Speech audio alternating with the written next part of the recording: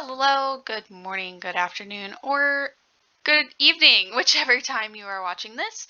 This video is talking about the 2022 Minnesota State 4-H Horse Show patterns, specifically for the horsemanship class. My name is Madison. I am a Minnesota 4-H alumni, as well as someone that showed in AQHA shows, and am currently the Northwest Region Minnesota PDC one of the adult representatives.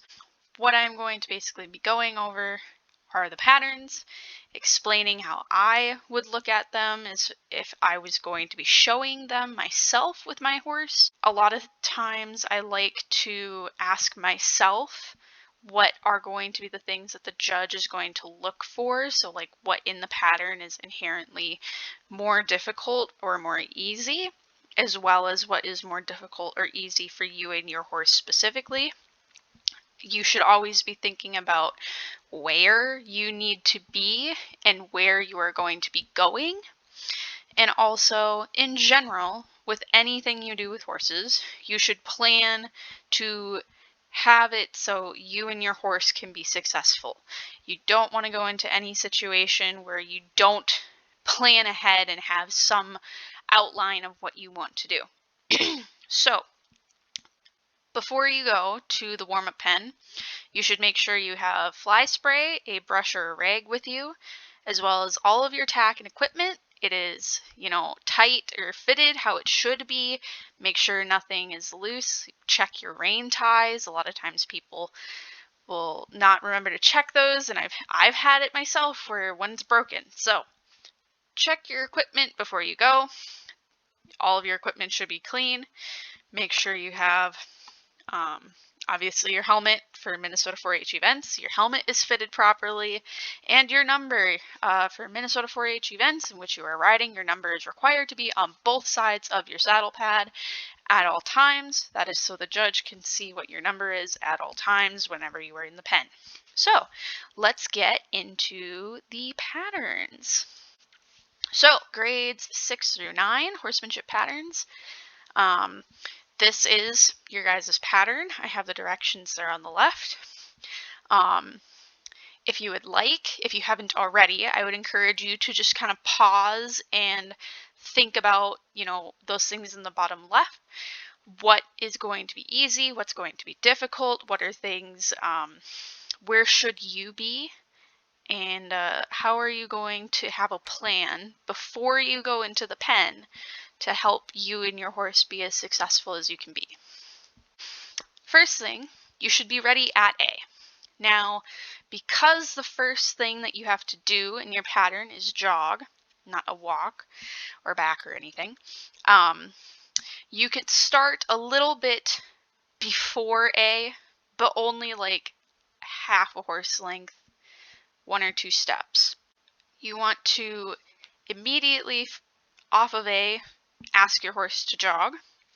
You shouldn't, rush your horse so much that you don't have control over them, or your horse wants to lope or something. But you shouldn't walk for 8 steps or something and then finally jog. It should be pretty like from a stop into a jog.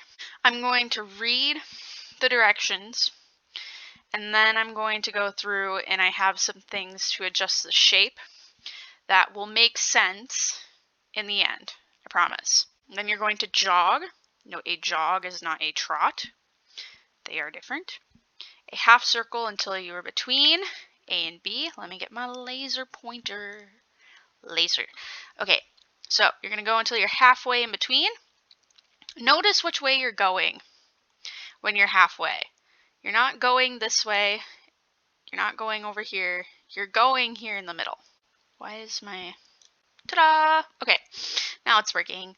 So, while these are shown to be circles and curves and things, think of them more so as you are on a straightaway. Anytime you are doing a change of speed, any transition should be on a straight line. Start from A, pick up the jog until you're halfway between A and B. Then you're going to extended jog.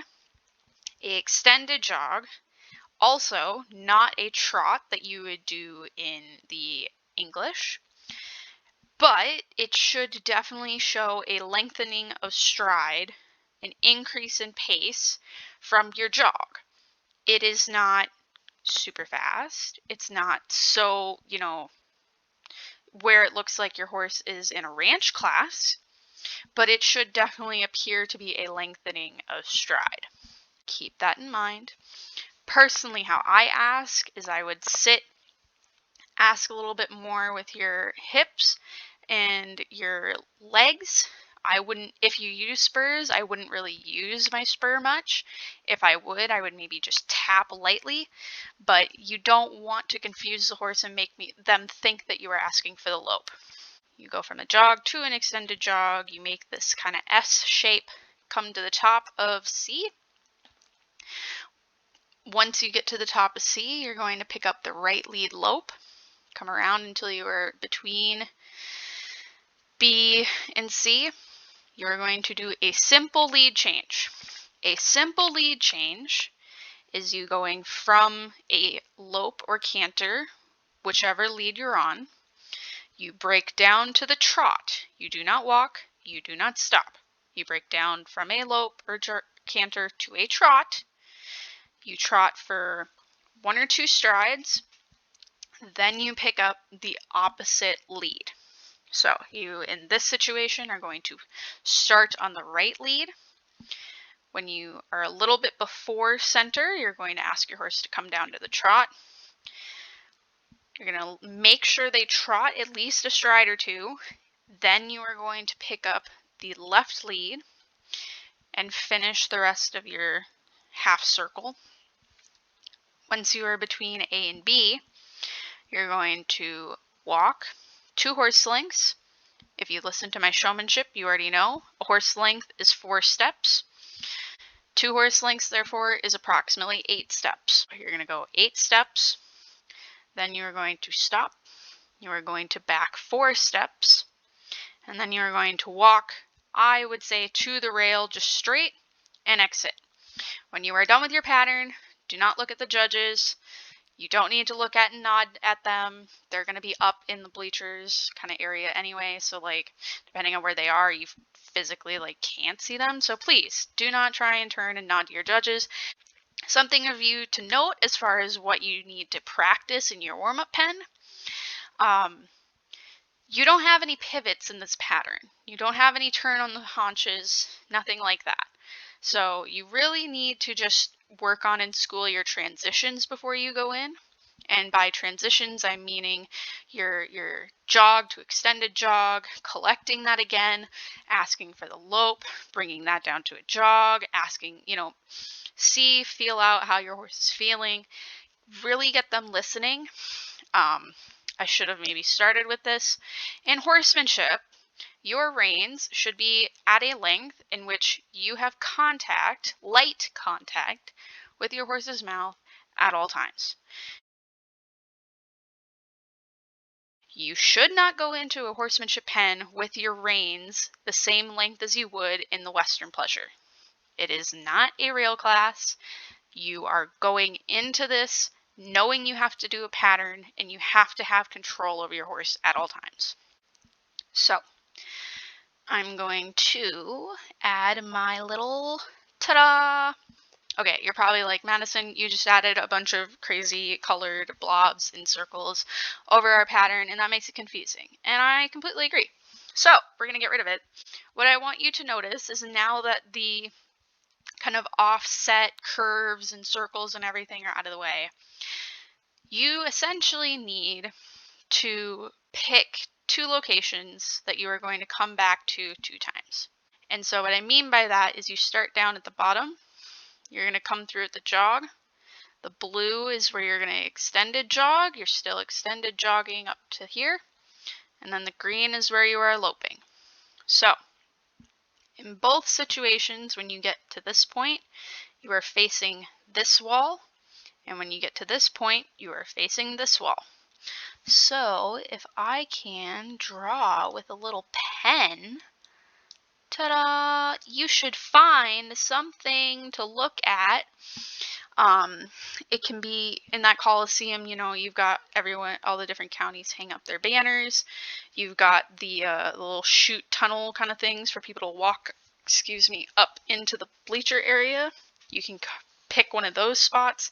You should pick something. There's also those grates and stuff in the walls that are set in. So pick something to come back to. Preferably before you go in.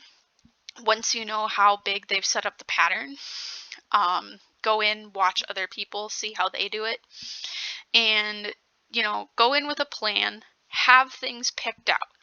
So, besides that, you should also notice that while they had it as perfectly like curving at all times, and I said earlier, your transition should always be on a straight line.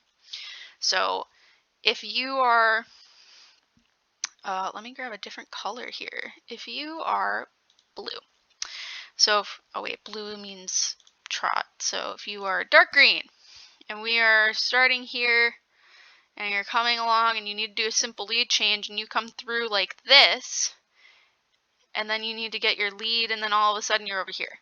So if you try to change, and you're going at an angle, that's going to be it's going to feel a lot shorter in distance and how much time you have. So you want to make sure that your transitions are along a straight line, going, you know, in this situation, horizontal to your center line. So if you have any questions, let me know in the comments. You can put them down there. I'm going to do my best to respond to them. But yeah, overall, your guys' pattern isn't that difficult. Just make sure you warm up and do a lot of transitions like quickly. Like you don't want to just go into your warm-up pen and sit there and lope 5 circles and then jog 5 circles and then extended jog 5 circles. You should do like, okay, half a circle I'm loping, half a circle I'm jogging. Then I'm going to do a quarter of a circle at an extended jog and then do quarter of a circle at a normal jog.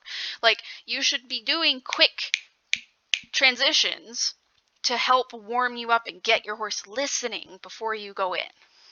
Okay, grades 6 through 9, good luck, have fun, be safe. Thank you for watching. Horsemanship grades 10 plus. Here is your guys' pattern. The directions are in the top left corner. What I want you to kind of think about now, if you haven't already, ask yourself those questions in the bottom left and think about having a plan before you go in. Honestly, I think you guys have, I wouldn't say it's a simpler pattern than the 6 through 9. It's just different. First off, you're going to, I assume, be ready at A. I'm just assuming that based off of context clues and how the other patterns have been written. However, someone should go to the main office and ask for the judges, or, you know, there to be an announcement with clarification as far as should you be ready at A. If they don't do that, I would just go with being ready at A. So, same thing with the 6 through 9. Being ready at A when the first thing you need to do is jog means that you're going to start a smidgen before A, like maybe like 2 steps off of A. So your horse's nose doesn't need to be right even with A. It can be back a little bit, but don't be like too far back that it looks like you're afraid of the cone. You're going to jog. Get my laser pointer. I'm going to jog A to B. I have no idea why they have positioned the cones in order as they have, but just go with it. So I'm going to come all the way down, go past the middle cone to the far end cone at a jog. Right away, as soon as I saw this, I know how big that Coliseum is. I know how long it's going to take a broke Western like horse to jog down a center line in presumably how big they're going to set up this pattern. So that brings up a good point. A jog in horsemanship is not, nor should it be, as slow as a jog in Western pleasure. It should have some life to it It doesn't need to be fast by any means. It's not a trot in the English, but it also shouldn't be, plodding along on the rail. So you are going to jog from A to B, not taking forever. Once you are horse's nose, you should stop with your horse's nose even with B. So, in order to keep this line straight, when you are down here lining up with or getting set before A, a little bit before A, you're going to pick something to stare at. I have this green diamond representing that thing. You can pick what it is. It can be, fairly close to the cones. It can be, 5-10 feet off the cone. Something for you to look at the entire time you are going down that trot center line. Once you are even, horse's nose with B, stop, pivot 90 degrees to the right, turning on the hindquarters. I will say the whole pivoting in horsemanship thing is kind of starting to change with it's kind of being more so interpreted as a reining turn, which isn't necessarily a pivot, but for this situation, try to get your horse to pivot on its haunches to the right. You are then going to lope on the right lead. So from your pivot to your lope transition, you can have, preferably don't have any walk or trot steps in between, but you also don't need to hi-ho and just shoot off like a rocket. You can have a step or two into your lope. It just shouldn't run into it, bleed into it. You have noticed I have made different circles than what they have drawn. So, in my experience with showing, let me get a color here, light blue. If you, oh my gosh, I lost my pointer. Okay, if you come in here and you follow this curve, 99.9% of the time, people like to cut this and will come in here, super short, or they just come in and then they're at an angle like this. Oh gosh, that is so ugly. I am so sorry. Can I get rid of that? Maybe? Oh, wait, I can do it. Erase all. Yeah, okay. So then they come in and they've got that line. And they're not straight anymore on their center line. They're at a angle like so. And if you do your transition on an angle, and granted this one's maybe a little exaggerated, however I'm trying to prove my point. If you do that, then if you look where you end up when you are done over here, well now all of a sudden you have to turn super short. It's not going to be pretty. So please make sure that you turn, or you have your, when you lope off, do not turn right away. Keep going straight for 2 or 3 strides at least before you start your turn up here. So come around, and again, this should be along a straightaway. Any transition that isn't you stopped should be on a straight line. It says, at C, perform a simple or flying lead change. I am assuming if you are watching this video, you do not have a trainer. And granted, I am making assumptions. These might not be true. However, if you do not have a trainer, I'm going to assume your horse has not been properly trained on how to execute a flying lead change. I might be completely wrong. If I am, more power to you. Good job. However, if you do not practice flying lead changes, proper flying lead changes at home, please do not attempt to do a flying lead change at the state show. A simple lead change, you are going to lope in the situation on the right lead. You are going to break down to the trot. You are not going to walk and you are not going to stop. You are going to trot 1 to 2 strides. Then you are going to change to the left lead and continue. You have done that. You've performed your simple, or if you can and are practiced and can consistently do them correctly, a flying change in the middle. You're then going to, once again, go straight a little bit and then curve. Now, granted, this curve shouldn't come all the way out to the wall, neither should the first one, but I don't want you to feel like you have to turn right away. You have time. So, make your nice curve, straight line, come up, stop at D. You should stop so your horse's nose is even with the cone. You're going to back. So, it just says stop and back. What does that mean? Honestly, I don't know. But because it doesn't show you backing like all the way to A, I'm not going to say you have to back that far. But when it says stop and back, I assume that's probably a horse length. So you should back at least 4 steps. If it's going really well, you can back 6.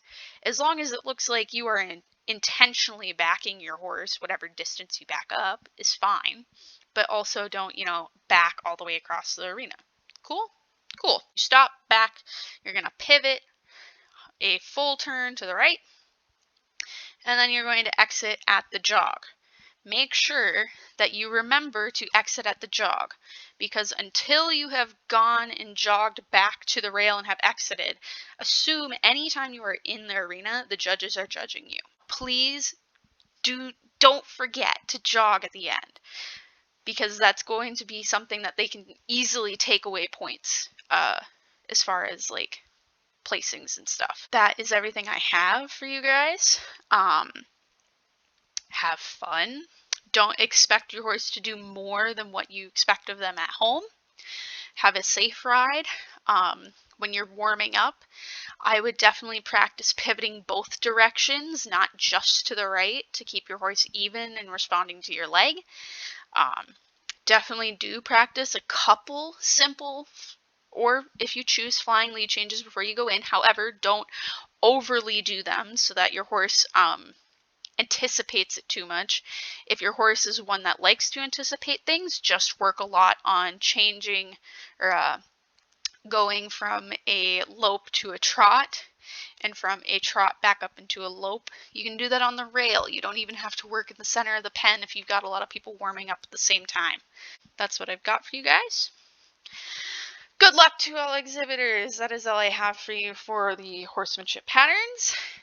If you thought this video was helpful and would like to see my other videos, I have a showmanship one currently posted and plan to post trail and equitation shortly. You can subscribe, that's the red button, or you can just like the video or not if you didn't like it. If you didn't like it, you can tell me why in the comments section. Constructive criticism is a good thing. So, thank you again, and have a good, safe, fun ride.